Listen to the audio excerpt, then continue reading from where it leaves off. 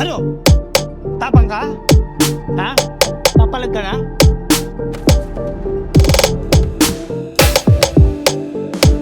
Nandiyan po ba si Josefa, yung sa apartment for rent?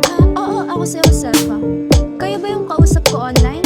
Maayos tsaka malinis na yung apartment. May mga gamit na rin pala.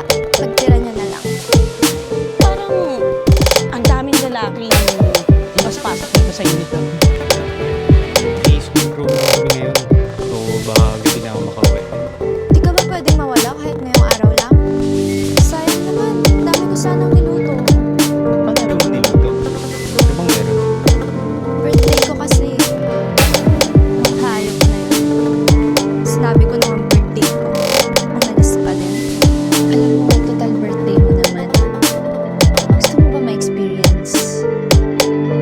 On the house na, hindi ka na magbabayad.